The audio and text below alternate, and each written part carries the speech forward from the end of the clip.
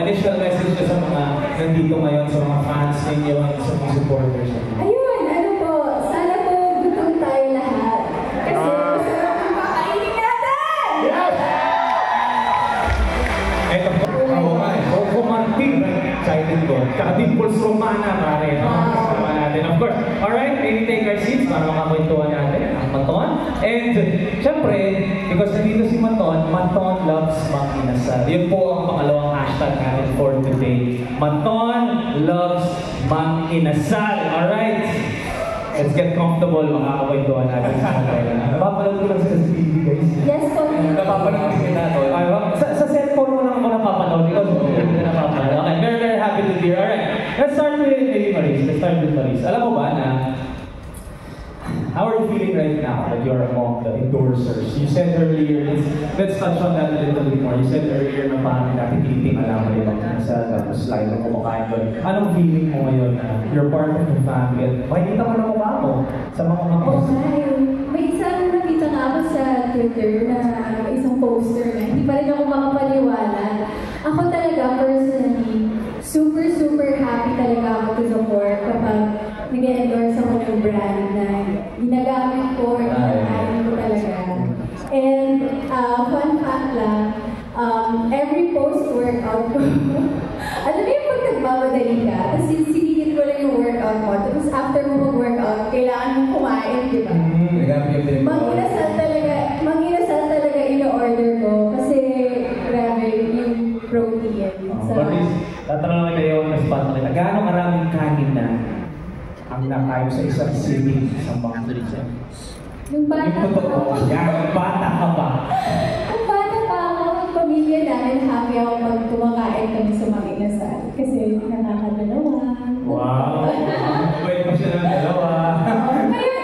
Ano na, half na ng half. Half siya ng dalawa. Sorry. How are you, Anthony? Sabi mo nga, protein, di ba? Parang easily din ka makakuha ng protein. Pagka, di ba, galing ka gym, pagka nag-iyaw, kung ano mag-isip, magpanginasan ka na. Tapos, ayun, growing up, madalas na talaga nilakain ng family namin, mga barkada ko, pagkatapos ng basketball, di ba? Manginasal yung pupunta. Tapos may sabaw pa, di ba? Sabaw, yun! Parang it's the perfect, barkada after work, after basketball, pag gutom na gutom ka, di ba? Pauwi ka. Tsaka nakakatatlong kanin ako. Tinitipid ko yung manok ko eh. Parang yung suko mo, buong kanin, Kaya po ma-price ito. Kaya pa. Alright, ikaw gano'n namin kanin na sa isang upuan. Tatlo, siguro apat pag may chicken oil. Pag pagkita mo niya sa chicken oil, kadulas eh. Talagang ka-anli natin si Maton, si Maris, and si Anthony. Alright, let's talk about pork barbecue. Alright, big fans pa talaga ng pork barbecue. Yes. Actually, nung nag-shoot po kami ng TVC, usually, di ba yung consumption, meron ka namang option na, di ba? Ako, kinain ko lahat. Kasi pag tinagat ko na parang sayang, kinakain ko talaga lahat. Nagugulat na lang sila, hindi ka mabusog. Diba? I can do this all day. Nakailang take na, nalulong pa rin niya guys. Ng print ads, meron talagang intimidation, parang nahihiya ka, napipressure ka na, oh my God, kinuha nila ako, ganyan. Dito talaga, instant na warm welcome talaga yung binigay nila sa amin. Kaya, naging magaan po yung mga shoot. Yung first shoot natin, yung photo shoot, ang saya-saya nun. Tawa na sila tawa sa jokes natin. Hindi ko alam kung totoo na ako ba, kahit endorser nyo ba kami, kaya tumatawa ako. Pero ayun, going the flow sila, kaya masaya. Ikaw din, Anthony, nag-enjoy ako sa kami ni Maris actually. Tapos nung nakita na namin yung sa posters, kung ano, nilabas na ba yun?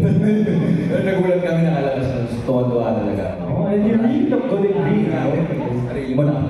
Diba? Parang totoo ba ito? Part na ako ng mga inasal. Oo, may ganun pa rin siya feeling. Talaga ba yung mukha ko sa mga inasal? Yeah, and you both look good in green, di ba? Do you agree? You both look good in green. Palakpakan naman natin ang endorser. And palakpakan din natin yung mga inasal team for making or being hospitable kung sa pagpasok niya dito sa family natin. Kita-kita natin, okay? Hashtag Maton Love loves Mang Inasal. And all the Matawan fans watching right now on our Mang Inasal Facebook and TikTok pages are feeling all kinds of joy. Kikilig kayo. Of course, nandito na sila and finally na-reveal na natin ang bagong endorsers ng Mang Inasal Pork Party. Actually, meron din tayo live Twitter party or X. Oh, wow! Hello sa mga nanonood. Yun! Kita mga kayo sa inyo. Oh. Good morning po. Sana nandito kayo. Ano ang pakiramdam na kahit saan kayo pumunta, sumusunod yung supporters nyo, kahit saan pa yan. Sigurado, tatakbo yan ng Mang Inasal since ngayon na-reveal na natin, di ba? Alam ko mamaya yun yung lunch niyo. Pero hindi, hanggang ngayon, kahit 2 months na ako sa industriya. Talaga. Parang wala pa ako, nandito ka na. Kahit matagal na po ako sa industry, natutuwa pa rin ako sa grabing suporta ng mga fans at supporters namin. Hanggang ngayon, lahat ng ginagawa namin, inaabangan nila. Never naman talaga mawawala yun. And never naman mawawala din sa akin na why I keep on going sa career ko. It's also for them. At dumadami pa sila lalo. Yes. After yung story na, dumadami sila lalo. Oh, by the way, so I covered the news TV5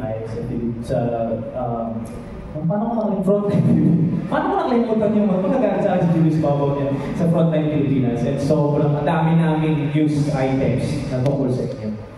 Si Kalan Karen ang nag-deliver news items tungkol sa inyo.